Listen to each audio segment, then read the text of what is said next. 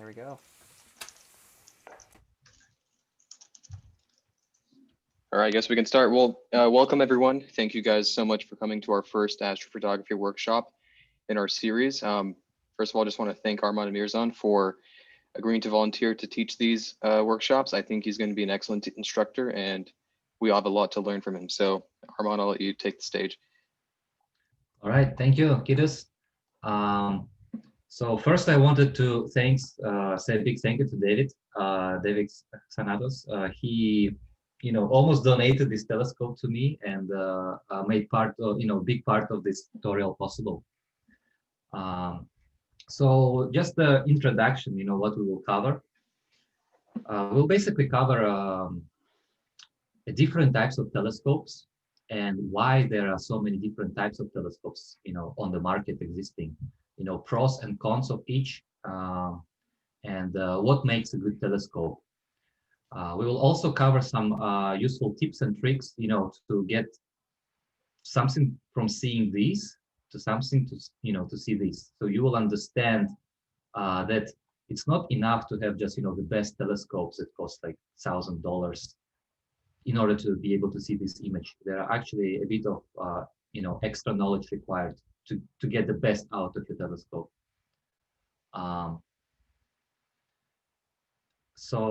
And that's pretty much it. And this will basically be an introduction to astrophotography because it's very important to understand how telescope works, what type of telescope to use for astrophotography, and how to use it best in order to get the clearest possible image. But this tutorial will also be useful for people who want to do visual astronomy. So it's not only for people who want to do astrophotography, but it's pretty much everyone interested, in astronomy. So let's get started, and let's ask a simple question: what makes a good telescope? And I think that the most important part is image quality. You can magnify as much as you want, you can collect as much light as you want, but if it's a blurred image, you will just get a big white blob and you won't see details of the object you want to see. Another important thing is to collect as much light as possible, because you do observations at night, you want to study the night sky, so you want to collect as much light as possible, because those objects that you want to study, they are very dim. But you also want your telescope to be easy to use.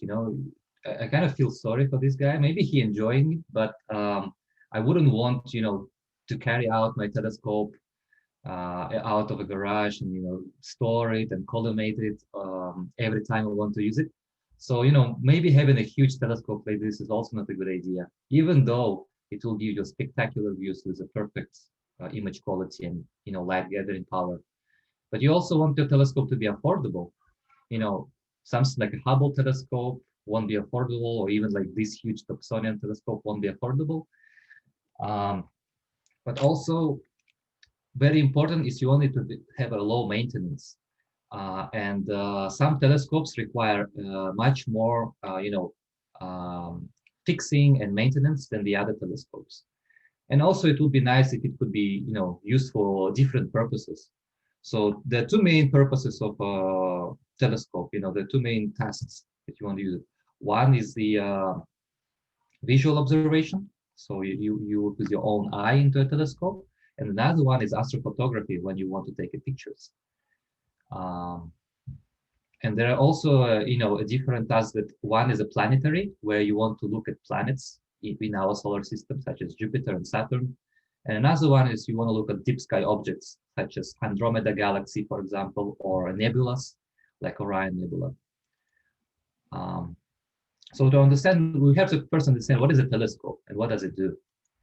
A telescope is basically pretty much like a magnifier. You are trying to enlarge the object that is far, far away and see the details of it. So basically what telescope does, it kind of brings the object within its field of view closer to you, and then it uses an eyepiece. So it's not just, a tube. It also has an eyepiece in the end. It uses the eyepiece to project this image to your eye. So So if you don't have an eyepiece, you won't see anything. So the main tube is basically bringing the object closer to you. It brings like the image of the object kind of like closer to you, and the eyepiece is projecting this image to your eye. That's pretty much what a telescope does. It consists from, you know, the main lens, a main tube, but it also consists from the eyepiece.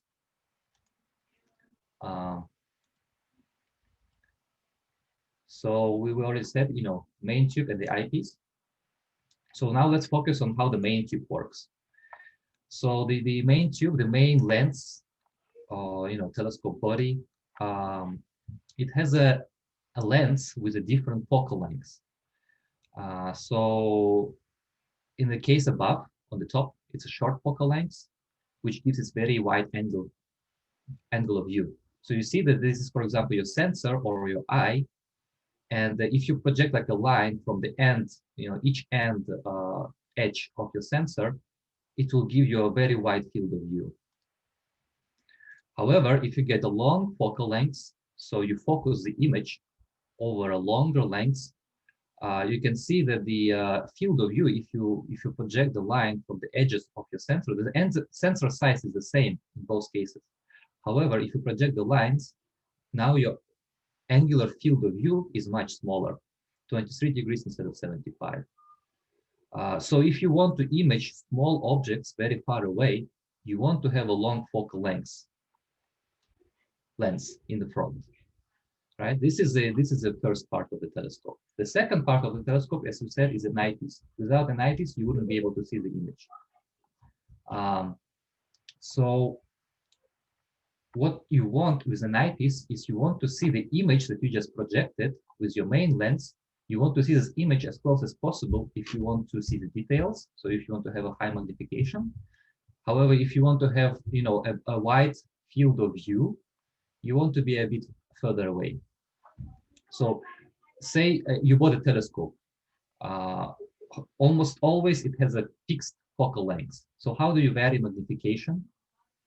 You know, with a telescope, you vary the focal length of your eyepiece. So if you have a short focal length eyepiece, you have high magnification, and you have a long focal length, you have you know, low magnification. And this is the equation. I highlight important equations in red boxes, and I will share the slides later on, so you don't have, you know, to write anything or anything like that. But, you know, pay attention to these equations. It's very important. This is the most important equations in telescopes. And if you did the, you know, the basic class with kiddos or like Star telescope class, you probably already know this equation. The magnification is basically a focal length of the telescope divided by the focal length of the eyepiece. So in telescopes, as you can already guess, you know, why there are big telescopes, the size matters. So if the size didn't matter, you know, you could say like, hey, I'm just gonna get a long focal length lens here and a short focal length lens here, and that's it. I can see Pluto, right? Well, it doesn't really work this way for the reason of diffraction. So you have a diffraction. So you kind of can, you know, it's like high school physics. You have like C waves, and they getting diffracted by the edges. So in this case, your window is your lens, you know, your telescope aperture. So the star that you want to image, it won't be like a perfect dot on your image plate. You will actually see what is called an airy disk and diffraction patterns. And the size of this airy disk is getting smaller the bigger your aperture is. So if you have a big window, like a big lens, your star will be projected as a very small dot on the image plate. However, if your lens is small, your star will be projected as a big wide blob. So this is a fundamental limit of the resolution that you can get from your telescope. It depends on D, which is the diameter of your telescope. The bigger the diameter, the better resolution you can get. That's why, you know, in observatories, telescopes are so big because they want to get the highest resolution possible. And there is a fundamental limit this is what defines the fundamental limit for the resolution can get. If you go through these equations, what you get is this in the end, which basically defines the maximum possible magnification or maximum sensible magnification you can get without blurring your image. Because if you try to, put like 1,000 times magnification on a 2-inch telescope, you will just see a big blurred image. And to find the maximum possible magnification, you just multiply the diameter of the telescope by 25. And what is interesting is that this resolution limit depends on the wavelengths. And this is the reason when you want to, image, for example, a black hole, which you do in the radio frequency range, your wavelength is 1,000 times bigger than the wavelengths of light, or visible light. So you want to actually have, not a 1 meter telescope, but 1 kilometer wide telescope to get the similar resolution. And that's the reason why projects such as, Atacama Large Millimeter Array exist. This is a crazy, surreal project where they basically have a lot of telescopes scattered across the desert to get the maximum possible diameter. Simply speaking. However, you also gain light by having a big diameter. So they can do a different configuration depending if they want to get the maximum possible amount of light or maximum possible resolution. However, what you also have, you can say, like, if there is a maximum possible magnification, is there a minimum possible magnification? And in fact, there is. And the minimum possible magnification is actually, defined by a size of a human pupil through which we, look into the telescope's eyepiece. And the human pupil size is 7 millimeter. And, if you go through the math, basically, the minimum sensible magnification is 3 times the diameter of a telescope in inches. If you do any smaller magnification than this, you will lose light. So basically, some amount of light will basically not go into your eye, and you will lose, the benefit of having a wide telescope. You will not get restricted field of view, but you will not, collect all the light with your eye. So that's very important. The magnification, there is a maximum possible and the minimum possible, and it depends on the diameter of a telescope. So diameter is important. Now, we said diameter is important for both, resolution and for the amount of light you can collect, right? So you want to image dim objects. And now, let me go into explain what different types of telescopes exist. So first type of telescopes is the refractors, where the glass lens is making the light focus on the image plane. And the second biggest type is a reflector, where you use the mirrors instead of the glass lenses. And let's go into details and see what's different. So in the refractors, you have a lens, as the first slide I showed. It's probably the first type of a telescope that developed by humans. It's also called a Galileo telescope. He used this design for his observations of space. And the good things about those telescopes is that they're very robust. If you look on it, there is only one knob, which is this one, which is focusing. Nothing else. Everything else is fixed. I wouldn't recommend doing this, but you can almost drop this telescope and it won't suffer much image quality loss. They are also very compact. It's quite small. So if you can see behind me, I have a refractor here and I have a reflector here. And as you can see, the reflector is much bigger than my refractor. The bad thing, however, as we will find out later, it suffers from what is called the chromatic aberrations. And also lenses are very hard to make big. And as we said, we want the big diameter telescope, right? We want it to be, as wide as possible. in a glass refractor telescopes, if you make one lens big, you want to have the rest of your lenses big as well. And typically in your refractor telescopes, you have 4, 5, 6 lenses, and it's very expensive to make 6 big diameter lenses. That's why people slowly transitions to what is called a reflector telescope, where you basically use a single big mirror to focus the light, right? So the good thing about those is that you can make them very, very large because you need only one large component, which is a mirror. So you just make one big mirror, and that's the hardest part. And they also have a very simple optical design. It's very easy to to collimate, to move this mirror around. While in here, it's very hard to move these lenses around. Like you have 5, 6 of them, and they have to be, all be placed collinearly with each other. They also have to be perfectly collimated. So optical design in the refractors is much more complicated than on the reflectors. The downside is, well, because you can make them big. People do make them big, and they are usually big and heavy. And also because it has such a simple optical design, people tend to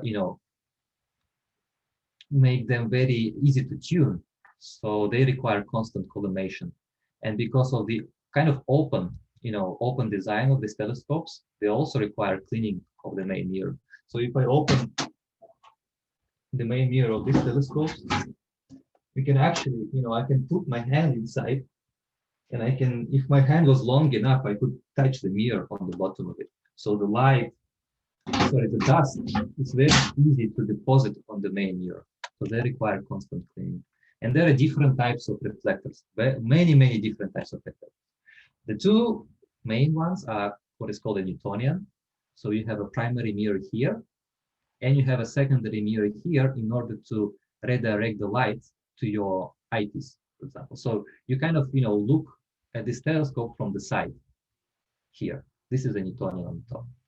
And the second type is Cassegrain.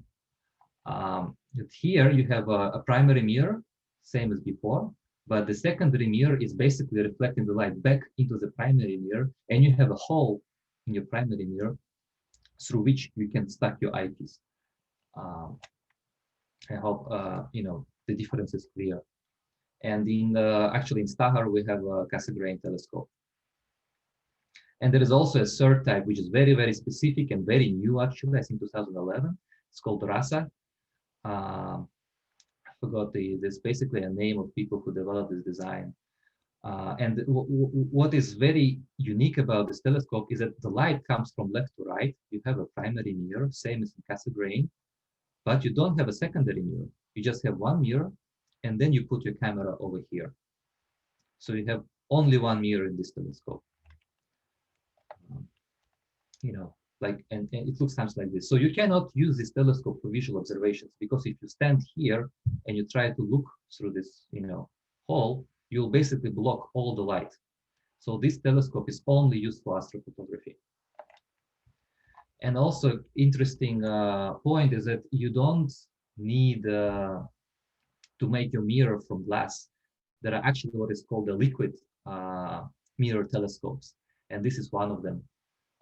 So if you want to make like a really gigantic mirror, it's very hard, to polish big mirrors, and people just pour like mercury in it, they spin it and make a concave surface, and here you go, you have a telescope.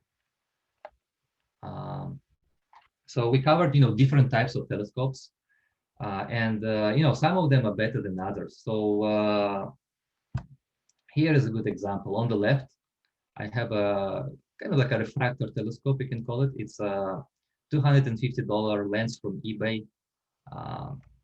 On the right, I have a proper amateur astrophotography telescope, and the difference in image quality is very clear. So what makes modern astrophotography telescopes so much better than the vintage telescopes? Well, let's go into details. The first most important thing in refractor telescopes is a chromatic aberration.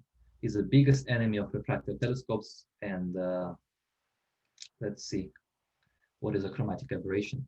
Well, you know, probably everyone knows the Pink Floyd, the album cover, where the prism basically refracts the light and splits the light. There's a white light and it splits it into different colors. The reason why it can do it is because the glass, a normal glass, has a different refractive index, so it deflects different colors of light at different angles, right? And that's a problem, because when you have a lens and you have, your like light from star hitting a telescope, the red light from star will focus slightly longer than the blue light from a star, right? So your image, say you put your camera here, your image will actually be of a star, won't be a point, it will be a big blob. And that's how you typically see chromatic aberrations on the cameras. When you take photos, very often you can see, if you zoom in into your photo, very often you can see a chromatic aberrations. There are ways to correct for chromatic aberration. The first and the most popular way is to use what is called the achromatic doublets and achromatic triplets. Basically, you have two pieces of glass sandwiched together. One piece of glass is concave, another is convex, and one glass has a high refractive index, another has a low refractive index. So basically what it does, if you really look carefully here, this is a doublet. So it kind of focuses the red and blue light at the same point. The green light, however, is slightly, is not corrected for. So you will not have a perfect image. If you have a triplet, then all your red, blue, and green will be focused at a single point. So triplet is better than doublet. There is also another way to correct for chromatic aberration, which is using a very expensive glass with a low dispersion coefficient. So dispersion is basically, the tendency of glass to refract different colors at different angles.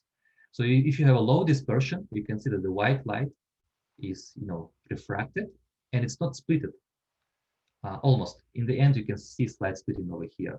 So this glass is very expensive. That's why it's used only in, expensive amateur professional type telescopes. And here is, a real image of astrophoto suffering from chromatic aberrations. You can see that there's a green, purple, and blue as well on this image. So you can really see, splitting of colors here. The next type is a spherical aberration. So if you just have a spherical lens, which is the easiest lens to make, it won't focus light when it hits different circumference of the lens at the same point. So when the light hits the center of the lens, it will focus light slightly further, but when the light hits the edges of the lens, it will focus the light slightly closer to you. So how do you, and this is a problem also in mirrors. If you make a spherical mirror, the same thing will happen. The way you correct is you make the lenses and mirrors a spheric form, such that no matter which, circumference of the lens or mirror light hits, it all gets focused at a single point. The problem is those are very, very hard to make.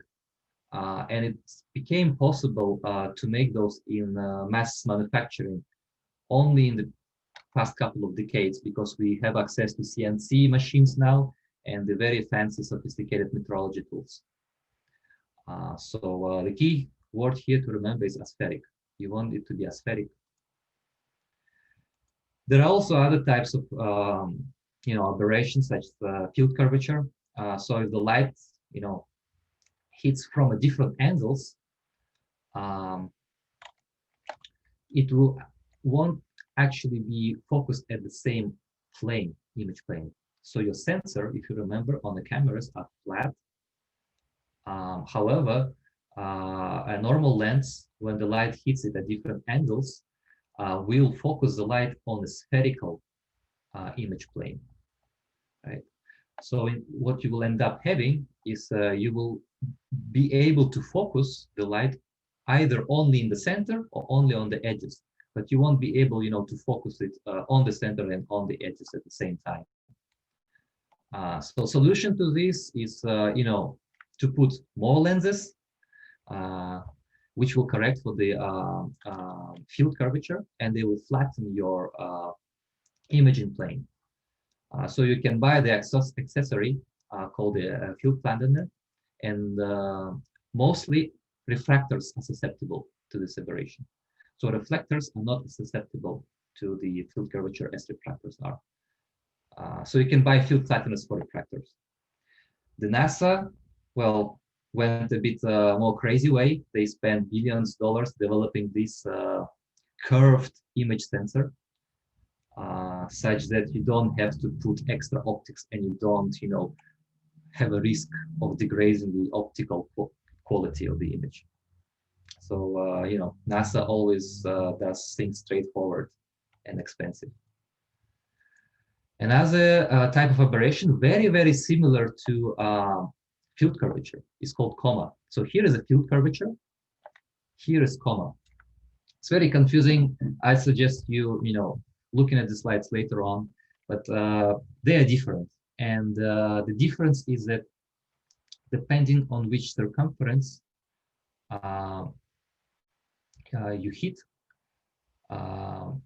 your light, if it goes under the angle, will get focused at different focal points, kind of like, also in the spherical shape. But what you will end up seeing is something like a comet. That's why it's called a coma.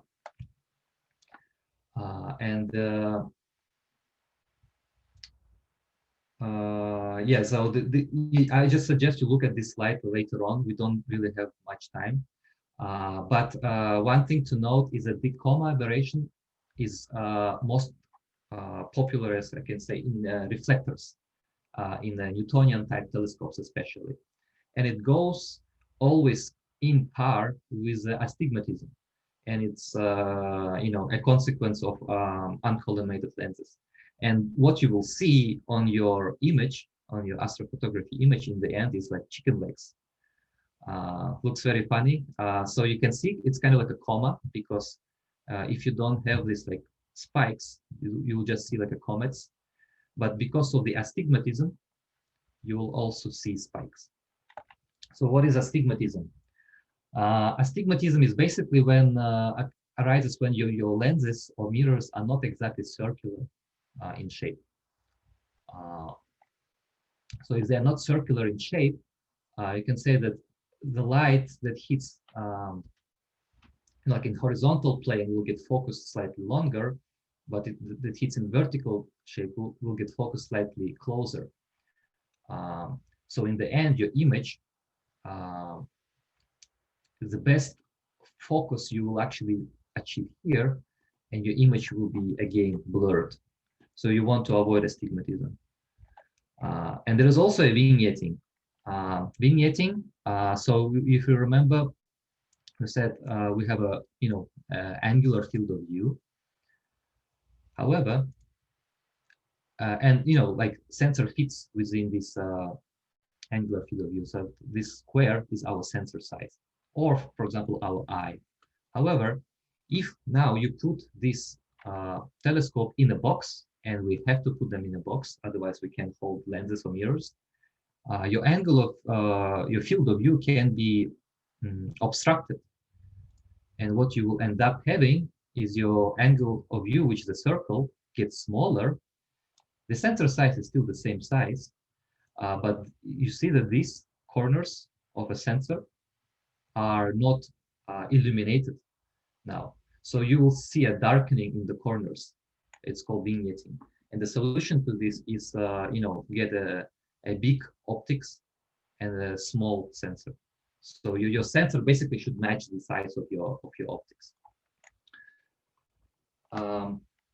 So it's a very brief introduction to a reason why we pay, money for good telescopes. Is because correcting all of these types of aberrations is hard. and it costs money to make all of these tools. So you can correct field curvature by having a field flattener. You can correct coma by having a coma corrector. You can correct coma and astigmatism by collimating your mirrors. So for example, in Newtonian, what you have, as I said, you have a secondary mirror here, and you have your primary mirror down in the bottom. You have to make sure that your secondary mirror is exactly in the center of your primary mirror. If it's slightly on the side, you will have uncollimated optics and you will have astigmatism and coma.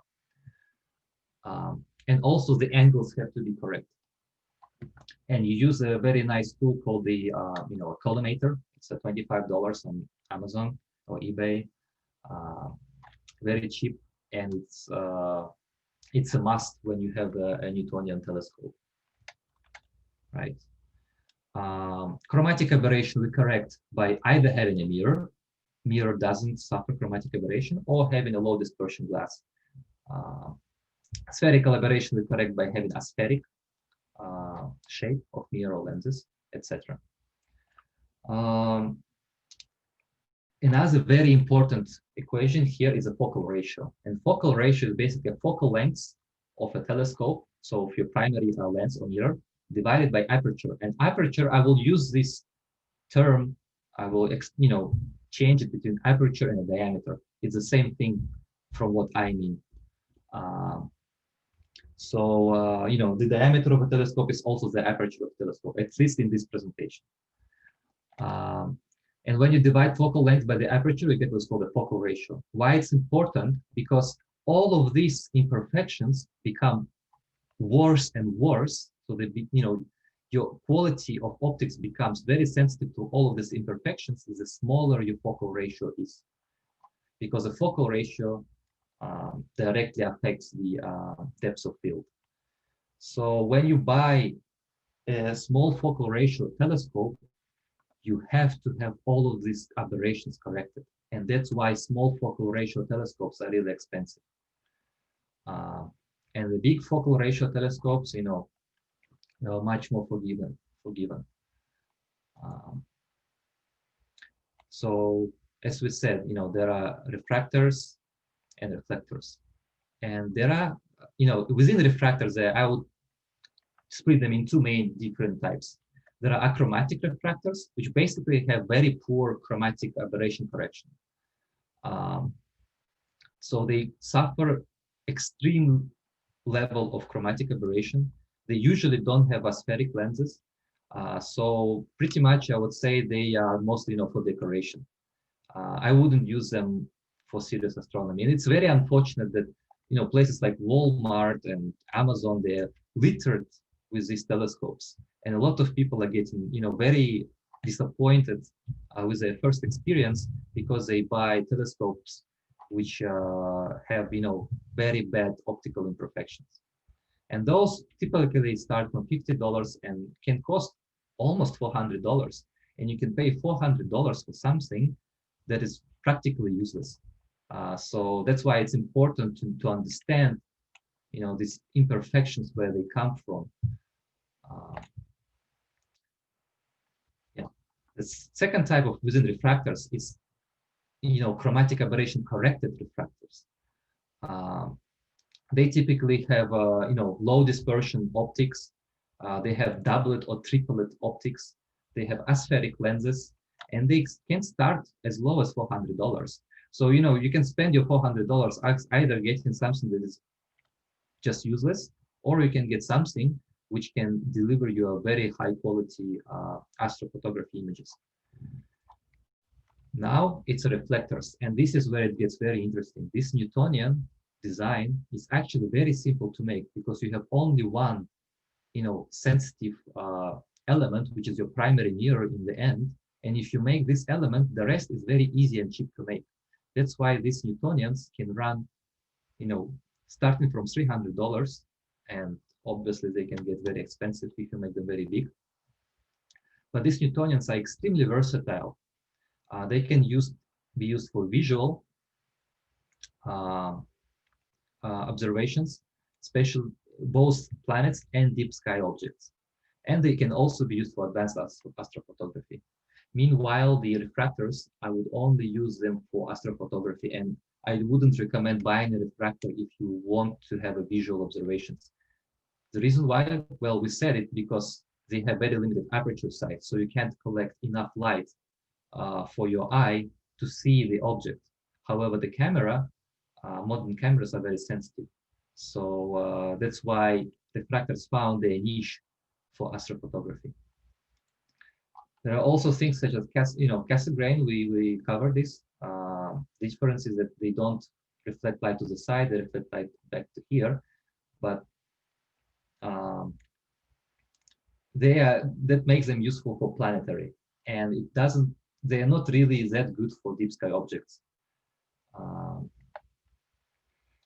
And you can also do advanced astrophotography of planets, but yeah, they kind of have a much more limited use than Newtonians. And then there are like very specialized RASA telescopes. And as you can see, the Cassegrain RASA, they kind of look similar. The main difference is that instead of having a secondary mirror, you put a camera right here. And they also can, they also start from $1,000, quite expensive. So, we covered all types of telescopes, and now it's a kind of a quiz, which, I won't give a chance for people to reply because we're running out of time. But the Hubble telescope, 5 seconds, what kind of telescope do you think it is? It's the same type as James Webb telescope, and they're both Cassegrain telescopes. You can see that it has like a primary mirror over here. It has a secondary mirror over here, and it has cameras and all kind of detectors over here. James Webb telescope, same thing as a Hubble, just much bigger and more sensitive to mid-IR. It has a primary mirror here, secondary mirror here, and your cameras are in the center. Very interesting type is a Kepler telescope on the bottom right. It's the same telescope that has this curved image sensor, and this is a RASA telescope because you don't have a secondary mirror, you have a primary mirror, and it focuses light directly on the sensor, and so you don't have any correctional optics, so you will have a lot of field curvature aberrations. That's why they had to make the sensor curved. Okay, well, we covered deep understanding of telescopes. However, telescope is only half of, sorry, like the body of a telescope is only half of what makes a telescope. Sorry for the language, but the second part is also probably as important as the first part, is an eyepiece. And there are millions, different sizes and types of eyepieces, but primarily you can divide them, in 3 different sizes. There is a 1¼ inch, so this should be 1¼ and 1½, 2 inch and 3 inch. And it's basically, depends on the size of this, where you put your eyepieces of your focuser. So, why would you have a different eyepieces? Well, as we said, we want to have a different magnification, depends on what you want to see. If you want to see a big Andromeda galaxy, you want to have low magnification. If you want to have a small Pluto, you want to have a high magnification. Right? So here is the Pleiades cluster, and low magnification, high magnification. You want to see details of it, you get the eyepiece with a short focal length. And this is the equation that you also remember that your magnification is limited, as we said in the past. So don't get something crazy high magnification or something too low magnification. Another important thing to note is the field of view. So you see that you have a Pleiades here, and this magnification is the same between the this left image and the right image. However, the field of view on the left is much bigger, so it's actually more pleasing. You get much more satisfaction to view through the eyepiece on the left rather than the eyepiece on the right, because the eyepiece on the right, it kind of gives you the feeling that you're looking through the tube, down the tube. While the image on the left, you will actually be submerged and you will feel like you're flying in space. So the field of view of eyepieces is very important, and eyepieces can start from $40 all the way up to $1,000. And the main thing that defines the cost is a field of view. To get a big field of view, you need to pay a high price. Also, there are, you have to make sure that you don't have chromatic aberrations in your eyepiece. Um, yeah, eyepiece, they also have all kind of aberrations that the telescopes do have. And here is the equation to calculate, the real field of view. I'm not going to go in details of this, but it's here for you if you want to find out more. Also, the link, go down and read more. Now, you would say, okay, great, Arman, all these eyepieces, you can find the field of view, magnification, blah, blah, blah. It's a lot of math. I don't want to do it. I don't want to do astronomy. It's too complicated. That's it. Well, not true. There is a tool which called Stellarium, which is, will become your best friend, which will make your life much, much easier. And actually, let me show you instead of talking. Let me show you how it works. So here's a Stellarium. It's basically a planetarium software. Beautiful. You don't even need a telescope. So it has all kind of objects in it. You can set, your location, depends where you are in the world, and you also can set time, right? So you can say, where is Andromeda galaxy going to be at, 10 a.m. here? And then you will say, oh, look, the moon is also here. Maybe not a good night for observations because the moon will create light pollution. So, it's useful for these kind of things, to see where the objects are going to be at what time. And, if you have a moon, messing up your observations as well. So really download it. There is also a web version, use it. But also what is useful is you can actually have a tool on the right top here to simulate the views for different eyepieces. So I already, in this settings, I already inserted my telescope parameters, the focal length and the diameter of a telescope. And I also inserted the different eyepieces that I own, the field of view, the angular field of view, the focal length, etc., etc. So basically, by putting all these numbers in here, you can simulate how your objects will look through the eyepieces, right? So you can see that the Andromeda galaxy is probably more interesting to see through binoculars rather than through, high magnification telescope. And you will see, right? But for example, say, we have a planet, give me a planet, Jupiter. Armand, I'm not sure we can see Stellarium actually update. At least for me, it just still looks like the first screen we saw with Andromeda. We've seen your cursor move around, but at least for me, I haven't seen like the actual program do anything else. Yeah, you should have told me earlier. Well, never mind. Stellarium is good. That's it. Running out of time. Download it. Use it.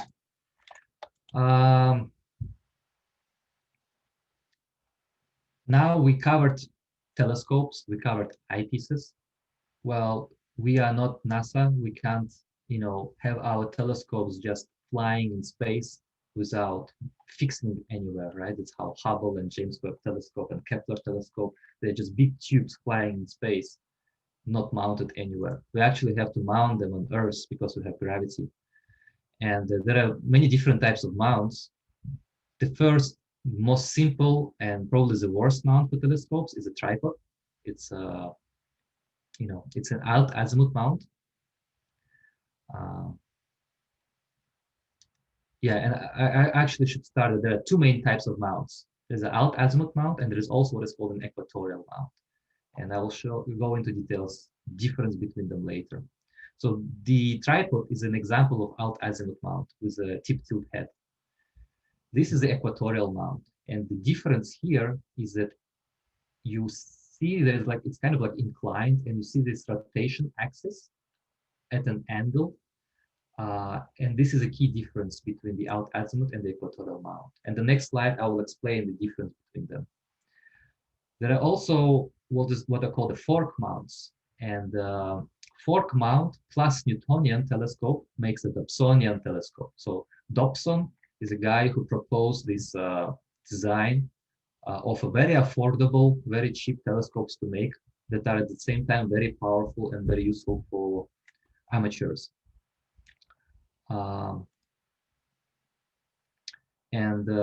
This 5 seconds to think which kind of type of mount it is. Is it alt azimuth or is it equatorial? Well, this is the alt azimuth mount because you don't have this inclined axis. So all those are alt azimuth mounts. These two are fork mounts. This is like a tip tilt tripod, and this is equatorial mount. So why would you have this complicated big equatorial mount? Like, why don't just use a tripod or a fork Dobsonian? Well, the reason why is because Earth rotates, surprisingly, and because it rotates, the objects in the sky will also move, right? And if you want to do like astrophotography, for example, or if you just do observation for a long period of time, you will lose this object out of field of view. So it will basically drift away. So what you do is you get your equatorial mount and you align, this axis, you would call it polar axis. You align this axis within the rotational axis of the Earth. So you point this towards your northern polar star, so towards the northern pole. And if you are on the south, you point toward the southern pole. And then you put a motor inside here, and you tell this motor to basically turn the telescope at the same rate as the Earth turns. So your objects will now stay fixed in your field of view. They will not move. Well, you could say, hey, I can do the same thing with the fork mounts, right? I can put the motor here, motor there. Well, the problem is if you do it, you will experience what is called the image rotation. So your image will actually rotate. Your objects will stay, center object will stay in the center, but the image itself will rotate. That's why you want to use equatorial mount.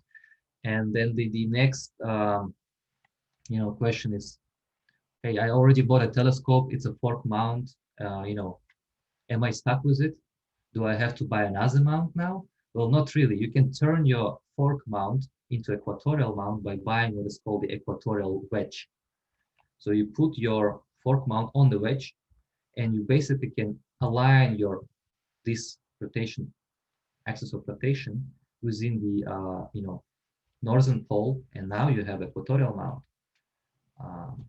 So don't be sorry, if you already had this, just buy a wedge and you have equatorial mount. And equatorial mount, you don't really need it for visual observations, you only need it for astrophotography. And next workshop, I will explain in detail why.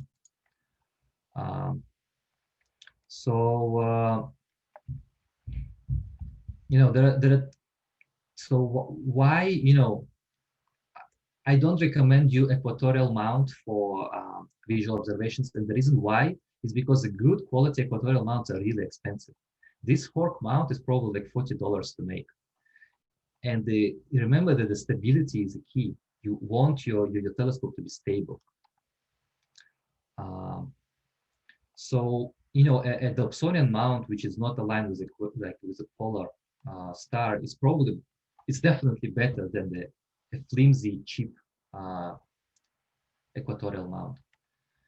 So that's why I recommend as a first telescope to have a Dobsonian telescope or a telescope that has a fork mount. This is, anyone who does mechanical engineering can understand what's wrong here. Like this will definitely vibrate and it's just bad. You will suffer a lot. And that's why most of the professional observatories, they have fork mounts. Almost everywhere you will see fork mounts. And they have this equatorial wedge. So they align their fork mount with the rotation axis of the Earth. So they have an equatorial fork mount. Right? So, okay, we covered everything about telescopes now, pretty much.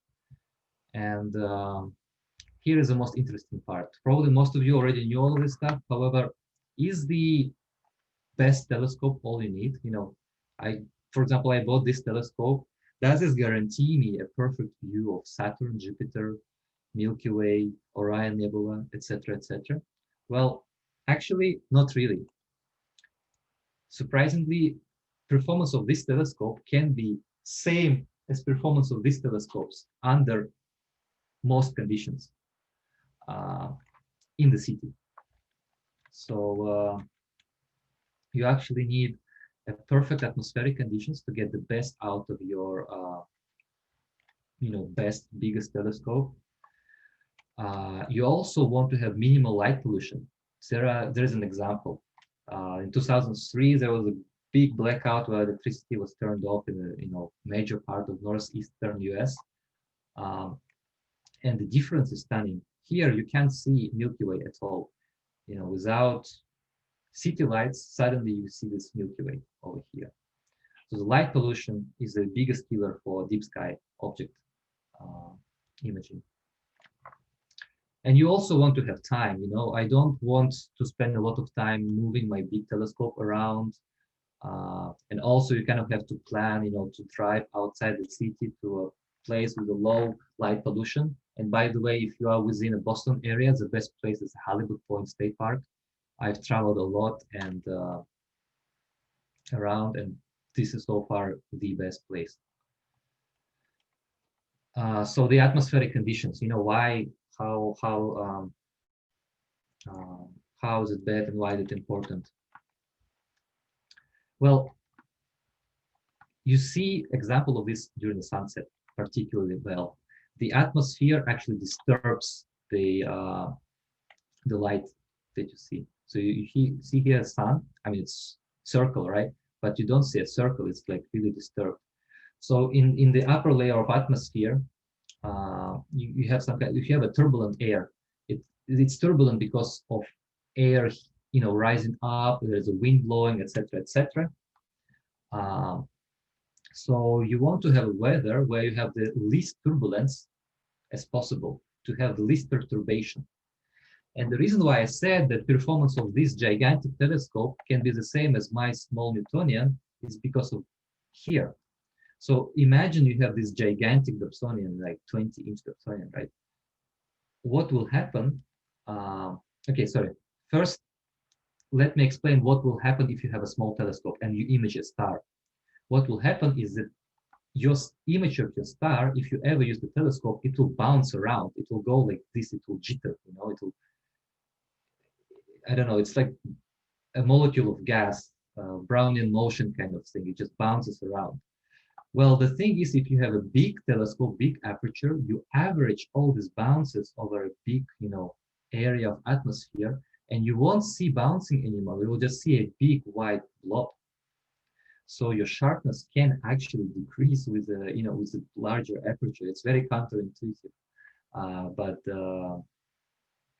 yeah, there is a trade-off between atmospheric distortion and diffraction from the optics. So you also don't want to have too large if you have too much turbulence. How can you tell, when turbulence is large and when turbulence is small? Well, it's very simple actually.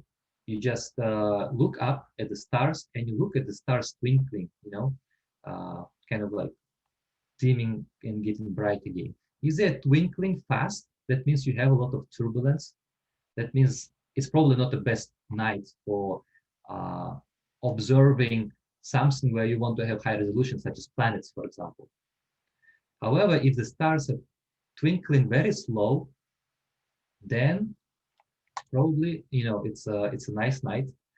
By the way, I'm from Kazakhstan, and if you've seen Borat, I encourage you, going on YouTube and look what real Kazakhstan is like. So yeah, there'll be some Borat jokes over here. So how does a NASA solve this problem? You can't just get rid of turbulence, right? You can't control air. So NASA is, as we said before, they're kind of crazy. They have lots of money, so they launch the telescopes in space. That's why you have Hubble in space, primarily because of this turbulence in the air. But also, if you have to have a observatory on Earth, and most observatories are on Earth, they use a laser to make artificial star, and then they track the bouncing of the star with a telescope to see how atmosphere disturbs the light. So they kind of have a reference by which they can correct the atmosphere turbulences. It doesn't do a perfect job, but it does a job good enough. And still, you want to have a telescope in space if you want to get the sharpest images possible. So this what will prevent you to go into the what is called the theoretical resolution limit. This is a practical resolution limit now. You are mostly limited not by the aperture of a telescope, but by the atmosphere of the Earth. However, there are things that you can control within your possibilities. You can create the air turbulence locally as well.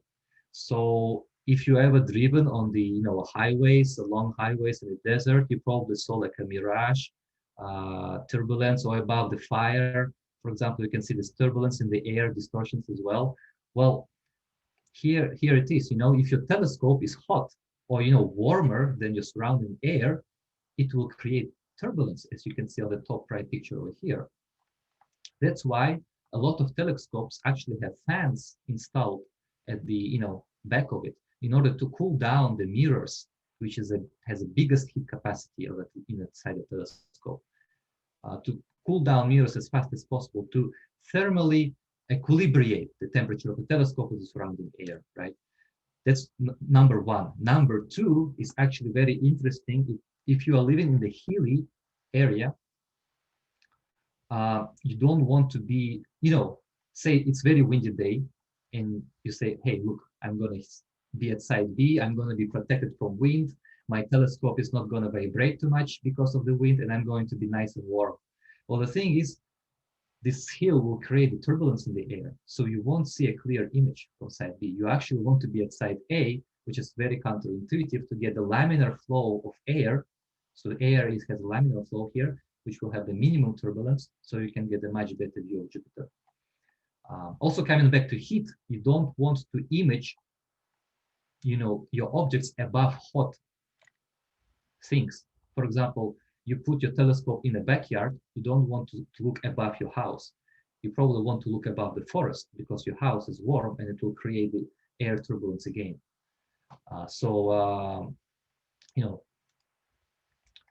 Having a big telescope is not the solution to all the problems.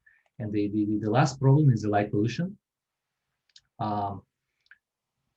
I don't know what happened in the center of US, but I'm very jealous to all people living on the West. They don't, they have a lot of dark sides. And here is a good example of how light pollution, really affects your astrophotography image quality and also your visual observations. When you go to a dark side, if you do visual observation, you don't want to, damage your ability to see in the dark, right? So the best way to do it is to use a red light, because the red light does not affect your dark vision sensitivity. And the thing about light pollution, it's not enough to go to the dark side. So you can see that the person here traveled to the dark side, and it's a good example. If you're trying to image something which is located above this bright city, you will have a light pollution. But if you go on the opposite side, and if you try to image something over here, then the light pollution is much smaller. So use Stellarium for this, and Google Maps, and plan where the object will be relative to bright objects on the map. So this way, the Google Maps plus Stellarium becomes very, very useful. And here, let's go case by case. I don't have much time, maybe 10 more minutes. Case by case. What do you want from your telescope?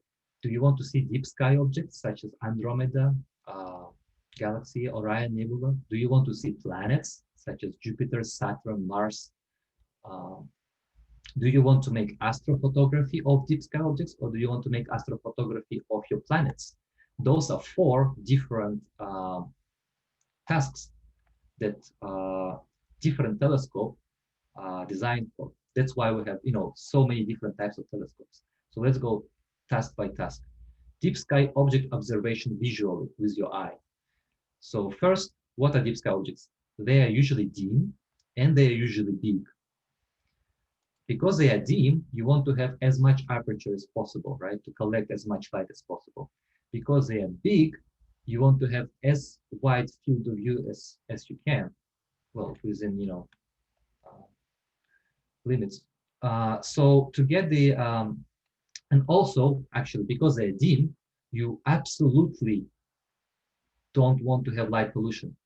Light pollution will kill your deep sky object observation completely. You won't see anything. You won't see Andromeda, you won't see Orion Nebula from the city. Very, very hard.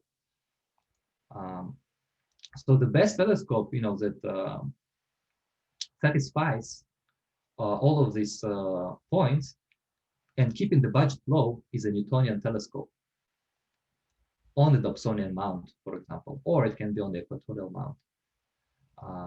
So the Dobsonian, it's a very good solution for this. Plus a long focal length eyepiece to get as much field of view as possible. And then if you have 10-inch or bigger Dobsonian, you can see something like that, or I would say 8-inch or bigger. If your aperture is smaller than 8-inch, you will have a hard time seeing details of dark sky objects. So you really, if you're buying your first telescope, try to save money and try to get 8-inch or bigger. That's when you start seeing details in the deep sky objects. And the reason is because they're very dim. You want to have as much aperture as possible. Right? So this is a deep sky object. Now planetary visual with your eye. Well, the planets, they are very bright. So you don't really, affected by aperture so much. However, they are very small and they have small features that you want to see, such as, storms on the Jupiter or rings on the, other way around. But you want to see like storms on the planets, there's disks of the planets, rings, etc., etc. So because the planets are bright, you don't really need aperture. You see it's blank here, but because they're small, you want to have as much magnification as possible. And because they have small features, you want to have as high resolution as possible, right?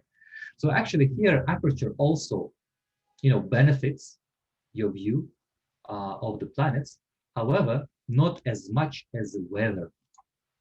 So perfect weather is more important than big aperture of a telescope.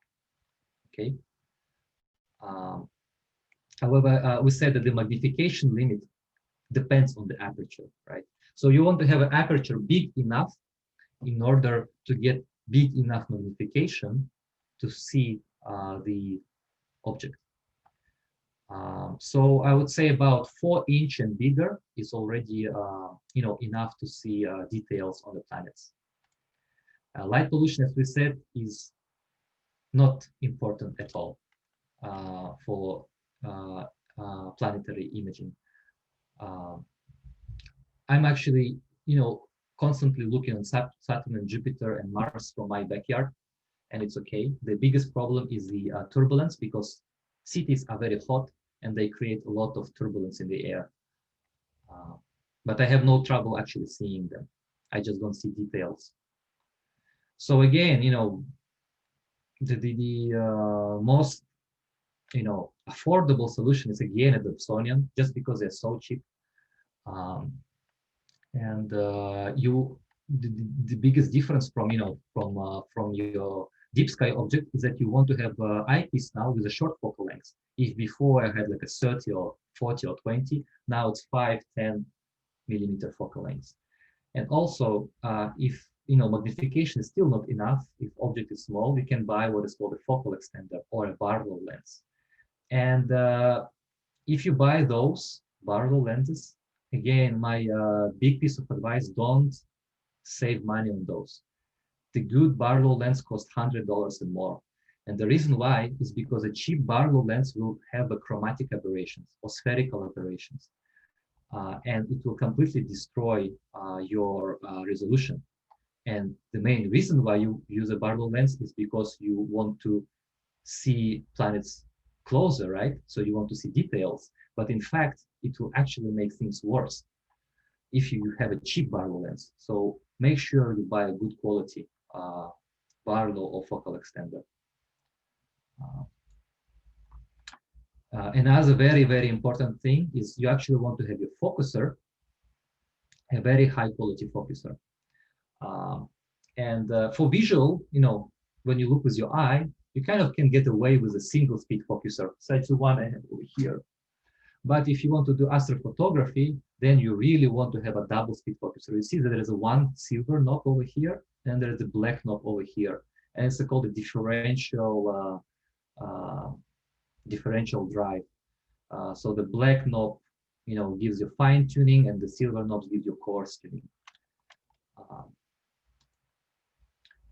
But yes, the most important thing is the perfect weather. You really don't want any turbulence in the air if you want to see details on the planets. That's why it's so much trickier.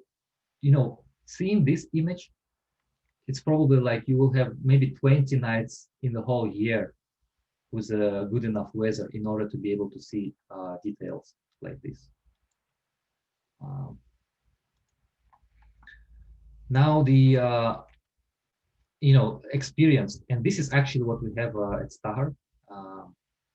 You can get what is called the Smith Cassegrain telescope, or Matsuda Cassegrain. It's just a type of Cassegrain telescopes.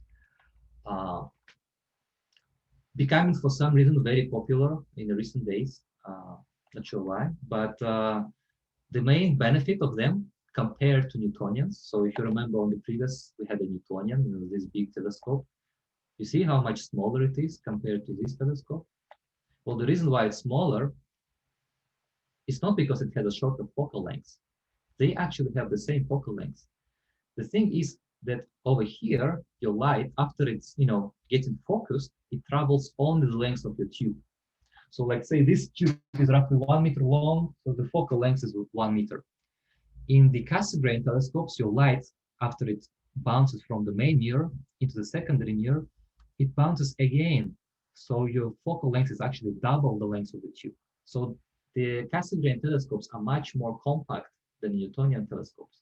That's why, Hubble Space Telescope, James Webb Telescope, all these like space flying telescopes, they are all Cassegrain type because this is a much more compact if you want to achieve a long focal length. And you want to have a long focal length if you want to see planets, because this will allow you to have a high magnification from equation. You can find in the first few slides. Okay. And here is a happy man with his huge Cassegrain telescope. So this just shows, how crazy people can go in this hobby. This is probably like, I don't know, $30,000 in a picture. Now, if you want to go into planetary astrophotography, it gets very hard. Let's say this way. It's probably the hardest type of astrophotography, and I go much more into detail in the next workshop when I will be actually talking about the astrophotography. But as we said, planets, they are bright, they are small, they have small features. So one would have high magnification, high resolution, high quality focuser, right? We want to have high, perfect weather, high FPS camera. And I go to the reasons why you want to have high FPS camera, which is frames per second. You actually, when you do planetary photography, you want to record the video. You don't take photos. And we'll go into details why later in the next workshop. So here, again, the most optimal configuration for planetary astrophotography. Again, it's a Dobsonian with a good quality focuser, with a Barlow lens that you probably already bought if you did the visual planetary observations. Plus, you can stick any cameras that you have. Doesn't have to be Canon, Nikon, or anything that that from which the lens can be detached, can be attached to the telescope. So I hope you got the message I'm trying to send is that, in my opinion, it's just my opinion. New Dobsonian telescopes, they're extremely versatile and they find, a lot of, they can be used almost everywhere except deep sky objects astrophotography. Here on the right is a bit more advanced setup where you have a specialized camera attached to your specialized, Cassegrain telescope that is used primarily for planetary observations. And deep sky astrophotography is a completely different animal. Your priorities are very different here. You absolutely must have an equatorial mount. That's why the Dobsonian telescope is a no-go for deep sky astrophotography. But you don't need to spend much money on a telescope itself. You actually don't even need a telescope for deep sky astrophotography over deep sky objects. You can get a normal camera lens, and you can get them very cheaply, and attach them to your any camera that you have. And here you go. You can do deep sky astrophotography. Right. So here is like a little quiz of all the kind of stuff that I have. Some of it is behind me. So you have 3 different types of mounts and 3 different types of telescopes just in one image. So as we said, this is a fork mount, this big white telescope. It's a Dobsonian. It's a Newtonian telescope because you see that the imagery is on the side of it, not on the end. This red telescope is a Cassegrain telescope because it's kind of thick, so it's a mirror telescope. You can't see the mirrors here, but the imagery is on the end of this telescope. So it has a primary mirror here, secondary mirror on the front, and here you put your eyepiece. And this is a refractor telescope. Actually, it's not even a telescope, it's a camera lens. It's this vintage eBay camera lens comparison of what I showed you before.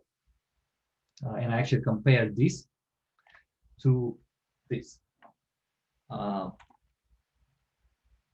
There is a binoculars. Actually, very good point. Don't forget about binoculars. Many objects, as I said, for example, Andromeda and Pleiades, you can actually get a very good look if you get a high quality binoculars.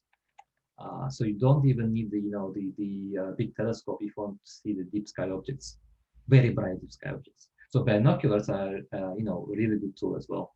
Now about the mounts. Here you can see a normal tripod, with a ball head, like a tip tilt mount. Here is equatorial mount, just over here. And here is a Dobsonian mount, a big Dobsonian fork mount, Dobsonian telescope. What do we have at STAR, in our Astro Society, Astronomy Club?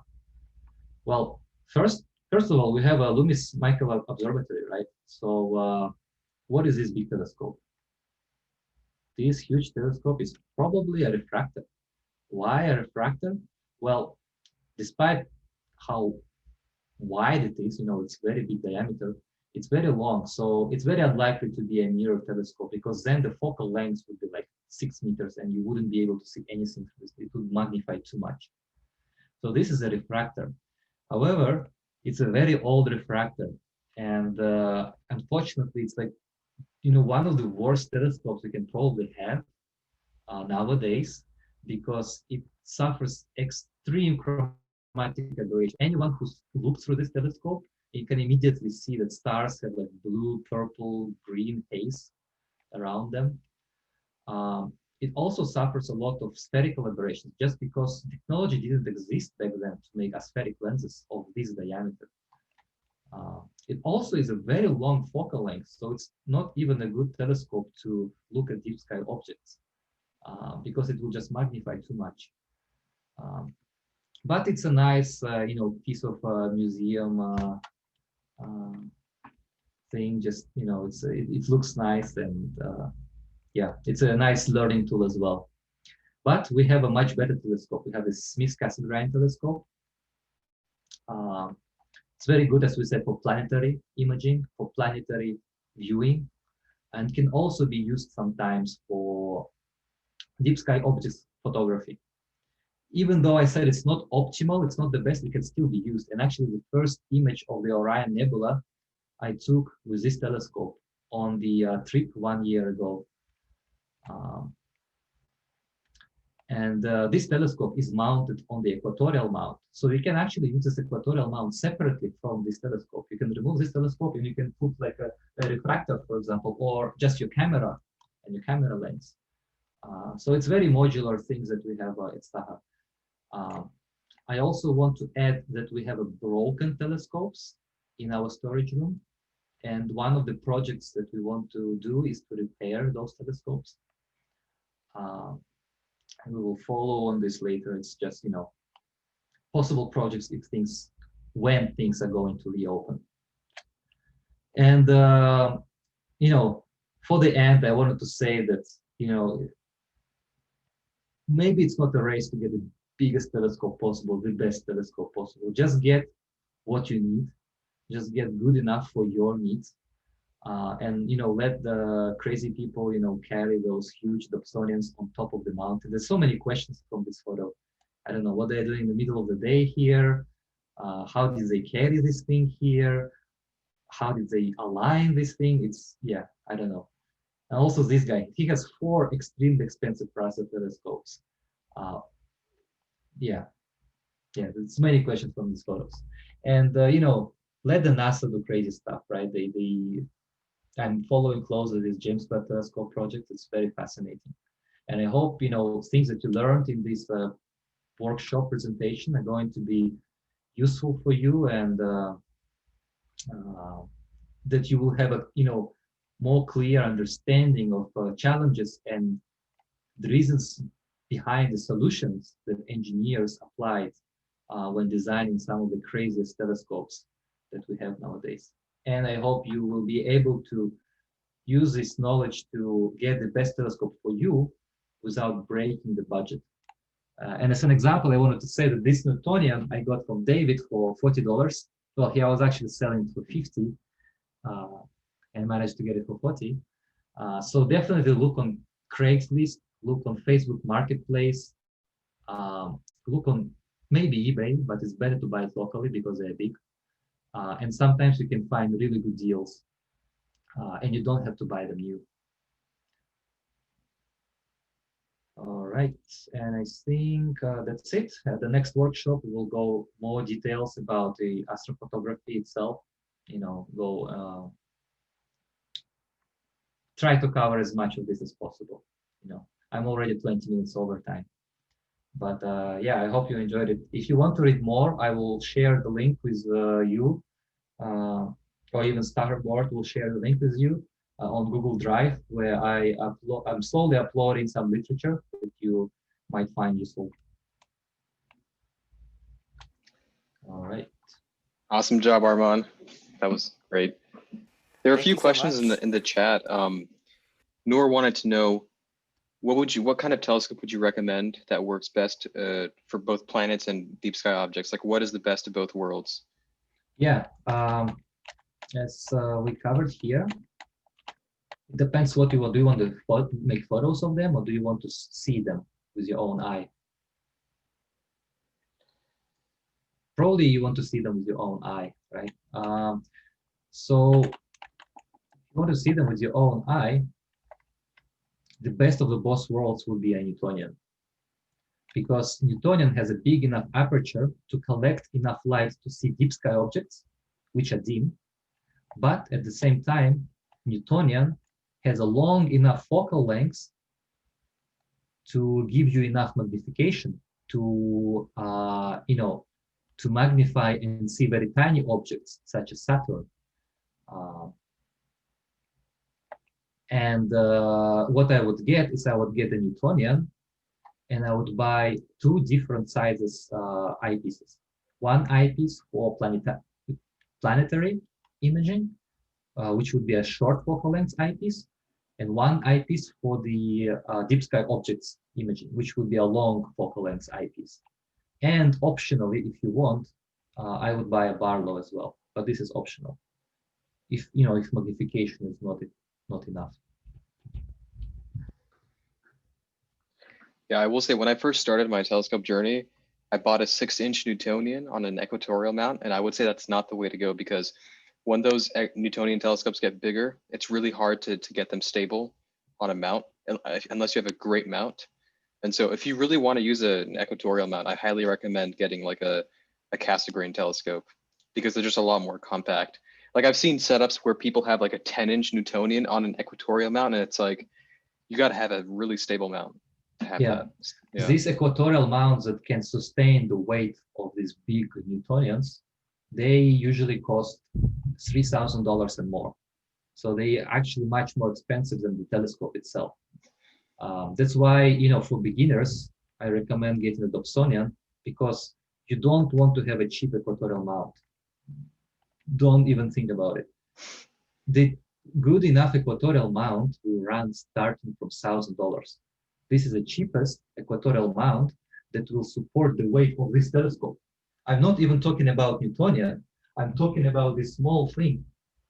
This equatorial mount doesn't support the weight. It's just for looks, I can't use it. It vibrates too much.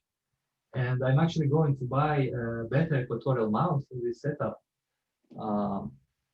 because, it just vibrates too much. To put Newtonian, you need to spend $3,000 and more. Yeah. Dobsonian, this thing costs $40. Yeah. Yeah, that was awesome. Also, this formally starts Star Dinner. You can end the recording, Jackson, if you want.